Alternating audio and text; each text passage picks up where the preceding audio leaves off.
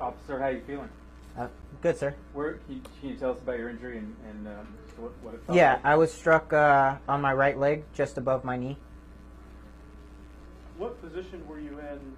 Let me back up. At what point in the standoff were you hit? During the second volley of gunfire, I was taking the brother into custody, and as I attempted to take him into custody, we heard the second volley of shots, and it felt like I had gotten shot.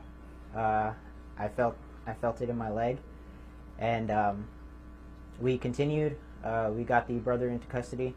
We walked him back to my patrol car, and then I kind of checked myself and made sure that I was okay. Seen it was just a little bit of shrapnel, and that was pretty much it. I continued on from there. Have you been shot before? No, sir. So you said it felt like I got shot, but what specifically did it feel like? I mean, kind of what everybody thinks. Like, you feel pain. After you hear gunshots, you feel some pain in your leg, and it's just kind of hot. It's kind of what it felt like. And, the first thing that, after you feel something that injures you after you hear gunfire is like, oh, I got shot. So. What's the difference now, how you're feeling, and then looking back on it when it was actually going on? Did you realize, like, the magnitude of what was happening when it was going on, or were you just more in the moment, adrenaline kind of rushing? Can you kind of describe how you were feeling as all of this was taking place, not just for yourself, but for your fellow officers as well? Definitely a lot of adrenaline. I can't speak for my fellow officers, but I know that they probably feel the same as me, saying that we just wanted to continue the mission, and we were there to help the community, and we were there to help the citizens, ensure that we could put an end to this gunfire that was threatening them. It was definitely a very trying time for all of us. But again, we all just felt like we needed to continue the mission. We obviously knew that there was officers injured, so we wanted to do what was right and try to get a bad guy behind bars, essentially. You said you'd never been shot before. No, sir. Was this one of the most intense situations you've been a part of? This was one of the most intense situations. We had a situation a few months back where there was a gentleman who was firing shots in the air and firing shots into the ground. So that kind of prepared a lot of us for this situation. What were you thinking when you started hearing those gunshots? That we needed to arrest that guy. We needed to get him behind bars, and I didn't really fear for myself. I was kind of in fear for the community and where those bullets were going, really. Commander, do you mind talking us through? Go ahead. So what I was going to say is one of the things that he won't tell you. So after he struck with the gunfire, him and at least 3-4 other people stayed there until the suspect was in custody and continued to work. They ignored their own pain and all that other stuff that was going on to make sure that they could complete the mission. I, as the commander out at Maryville Australian Mountain, never been prouder of a group of people than I was that night and that day. Worried for the people that were struck by the gunfire, of course, but proud of the people that stayed in there to make sure that the mission was accomplished.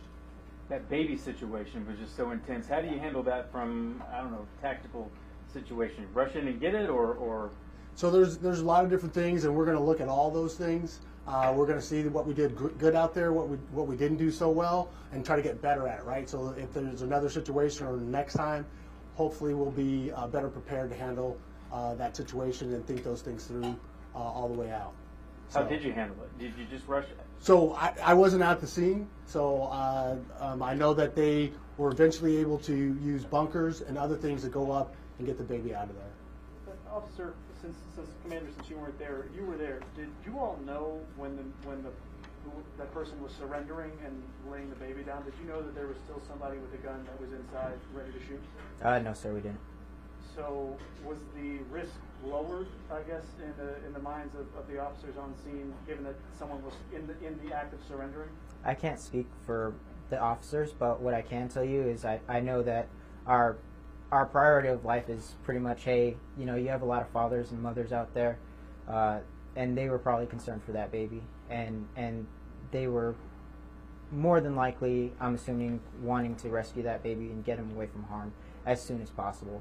Like I said, when you have a whole bunch of mothers and fathers out there on the scene attempting to do their job, and you hear a whole bunch of gunfire, when you see a baby, it almost changes things for you a little bit. So. And Commander, having heard him say that they didn't know that there was still a gunman inside, would that have changed the approach to recover the baby and take in the surrendering, person of interest at that time? Right. Does that change how you? Do you then not go in? How does that change what you might have done? Right. It may have slowed down the approach to recover that baby, right? To make sure that we do it as safely as possible, to make sure that the baby was safe, and make sure that the officers were safe as well. So it may have changed that. I don't know, again, because I wasn't at the scene. So it's tough. We have to take that look at those things. So we do what is a Monday night quarterback thing on it. We have to do that because we have to get better at it every time. But because I wasn't there, I don't know if that would have changed things or not. I would assume that it would have. I would assume that if I was there, that we would have done things differently. The officers that did go in, they were not SAU, right? That's correct.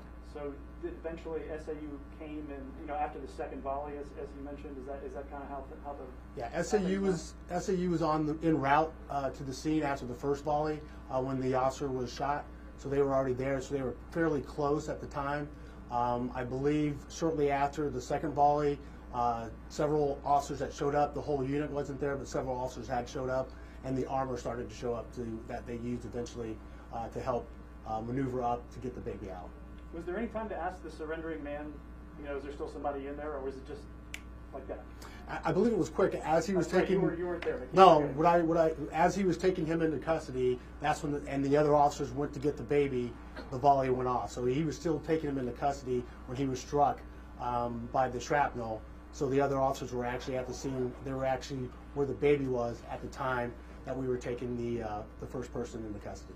And so, fair to say then that a little bit more knowledge up front would have helped save your officers. The Phoenix City Council is right now discussing the drone program, whether or not you guys can get a drone. And given that maybe more information would have saved more officers, or at least kept them from getting hurt. Thank goodness there was no loss of life. Is it fair to say that a drone? Is that why the PB is asking for a drone, because that sort of thing helps?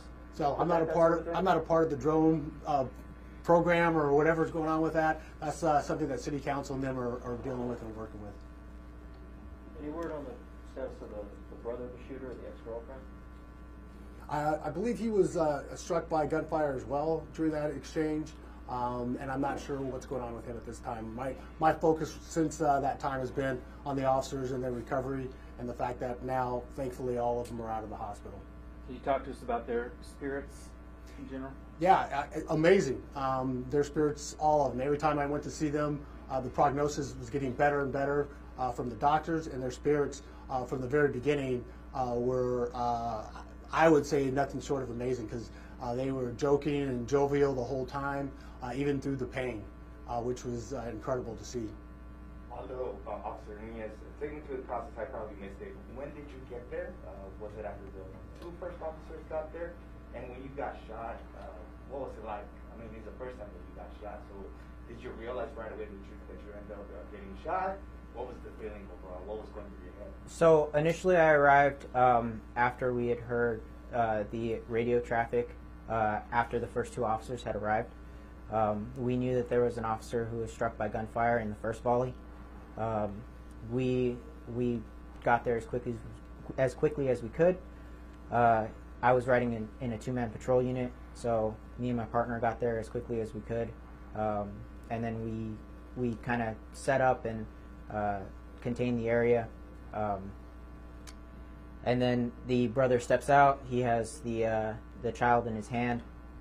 He walks backwards towards us, and we go to take him into custody. And that's when we heard the second volley, and that's when I got struck by a shrapnel.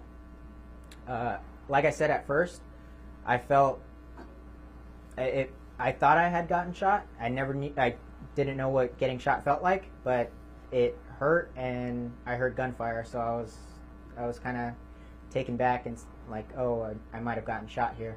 I did a quick kind of check for blood. Didn't really see any blood. So I continued on we got the brother into custody. We walked him back to my patrol unit, and that's kind of where I did a more thorough check and found that it was just shrapnel. Knowing that another officer had already gotten shot, were you afraid at some point? I think we were all afraid, but it's a reasonable fear, I think, and we just wanted to do our job. We knew we were the ones who were out there. There is fear, but we all push past that, and we have to do our job for the community. What's the conversation like with your fellow officers who also got injured? I'm in contact with one right now. He's super lighthearted, and we're all just kind of recovering and taking a step back and relaxing. And very thankful that they're all safe. I know you're in here in the station in front of superiors, but are there any of the 9 of you that are upset about the lack of knowledge that might have led to more of you getting hurt than had to? I mean, I think they're just kind of like we are as far as us understanding that we went out there to do a job. We can Monday morning quarterback everything, and we will. We have a great department that kind of takes all the body-worn camera, and it's an ongoing investigation, so they are going to investigate it and Monday morning quarterback and say, hey, these are the things that we did wrong and these are the things that we did right. But I mean, at the time, I think that we all kind of made sound decisions as far as what we did tactically. I mean, do we want anybody to get hurt? Absolutely not. But does that kind of come with the job? Yes, it does come with the job. And unfortunately, some of us did get hurt, but we're glad that nobody in the community got hurt and nobody really lost their life. You got hurt, but you still had to remain on scene before knowing that you were going to be transported to the hospital. How long did you stay there for, and what was it like knowing that you had to wait before everything was done? I didn't have to remain on scene. I chose to remain on scene. I knew I was struck. I knew I was hurt, and I stayed on scene just because once I checked, the scene was a little bit of shrapnel. I kind of felt like, hey, my brothers and my sisters are shot, and they're in the hospital right now. And I know if they weren't shot, they'd be here doing this job and attempting to take him into custody, just like if I was shot in the hospital. They would want the same thing for me. I didn't have to remain on scene. I chose to remain on scene and help out for the duration of the incident. After I had taken the brother back to kind of get debriefed, I stayed there and I helped the SAU negotiators after that. How long did you wait for? Do you recall the time frame? How long were you out there for before you were? Until the end of the incident, until SAU kind of cleared the house. So you're injured. Are you on duty right now? Are you ready to go out there and work? Yeah. I was. It's a minor injury compared to, like I said, my brothers and sisters that got shot. So I'm ready to go back out and hit the streets when it's my time. How old are you? I am 31, sir. A question for both of you. And 9 officers shot in one incident, and here we are less than a week later. Not only is everybody alive, everybody's out of the hospital. What even goes through your mind when you think about that? Very thankful, right? Miracle that we had that many people actually struck by gunfire and all of them out of the hospital, like you said, less than a week later. It's nothing short of that. Count our blessings and are thankful for that, which is, like Aldo said earlier, which is why we owe it to those officers that were hurt to dive into that and then do better next time, right? Commander Elmore, the last time I was in this room, it was specifically for one of your colleagues, Commander Carnival, who was killed.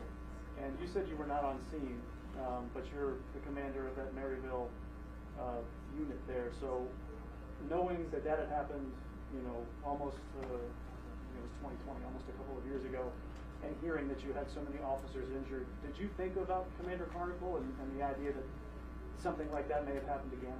I think about all the officers who've got hurt, all the ones that I've known who've been injured in the line of duty. I've been on since 1992, and there's been several, right? And so all that stuff crosses your mind when you're responding to that scene. I initially went to the scene and then to the hospital. So, yeah, all that crosses your mind. And then again, like I said, what we owe those officers and those officers that got hurt is to do a review of this and find out what went right, what went wrong, and then how we can be better next time. Well, and what does that look like? Does that mean, you know, debriefing everybody who was on the scene and then just sorting through all the reports, and then you know, what is the review process? So for me internally, you know, we're looking at as much of the information as we can. We're looking at the radio calls, the body-worn camera, talking to the people that were out there, debriefing them, getting that information, and then seeing what we could do better. Officer Nunez, just technically, does that mean it was a bullet fragment that had ricocheted off something else? Yes, sir. Is that what it was? Okay. Yes, sir. Can you walk perfectly fine at this point? I can walk perfectly fine. I have full mobility. I'm up and around. Wow. Have they said when you are cleared to come back yet? How does that work? The doctor had cleared me there when I was at the hospital. So he cleared me there, and he said I was pretty much good to go. Officer Nunez, there's a lot of talk about Monday morning quarterbacking in here today. There was a baby on scene when all this happened. Regardless of protocol and everything else that you guys can talk about here today, does that change your thinking in that moment? Like I said, there's a lot of mothers and fathers who are out there. I personally don't have children, but I can only imagine what they were going through, and those things do cross your mind. Saying or having children and feeling like, hey, if this was my kid, how would I want to respond? So I don't know if it changed anything, but I can only imagine that they were probably going through some mental stuff as well. You know, having children of their own and seeing a little infant there and wanting to rescue it, obviously. Commander, I'm not sure if this is your department or not, but have we come up with a motive or any idea of why this happened? I know that our investigative unit, our homicide unit, is looking into all that. I don't know the answers to any of that, though. Officer Nunez, when you think of that day, have you seen the video of officers helping each other kind of get away from that situation? Have you seen any of those videos? I've seen a little bit of snapshots, yes, sir. What do you think of seeing those and seeing each other, arm in arm, helping someone away from that? I think it was a part of our job. It's one of our duties, and we're helping one of our brothers who got struck by gunfire get out of the way. I mean, it's nothing uncommon for us to do things like that, honestly, on a daily basis. If it was a citizen, we would have done the same thing for a citizen. It doesn't change. Him being an officer doesn't change how we responded there. We would have gotten anybody out of that scene if they were struck by gunfire. We just knew that it was a brother and he needed help, and we needed to get him out of there as quickly as possible. I know some people have written in our station just saying, just talking about that video, because it's just not something that we necessarily see all the time, but you're saying that I don't want to say routine, but you've seen something like that before? I haven't seen anything like that before. Obviously, this was one of the biggest scenes that I've ever been on, but I'm pretty sure that when we're called to do something like that, we will do it. It's just who we are as people. Any police officer would. All the officers, sir, were Maryvale? No, there were a couple officers from both Mountain View precinct, and we had a K-9 officer who's part of our tactical support bureau that was injured as well. Do you know what type of weapon he was using? I do not know. I know that he had a handgun and a rifle, but I don't know which weapon he used when. You don't know what piece of shrapnel they dug out of your leg?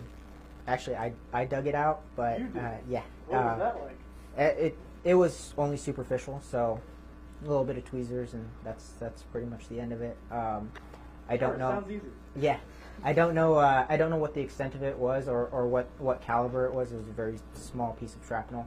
I did know that it was a bullet. It was kind of shiny, so that's as much as I knew about it. You have to hand it over, or is it a souvenir? Sorry to interrupt. Oh no, it's going to be handed over for evidence.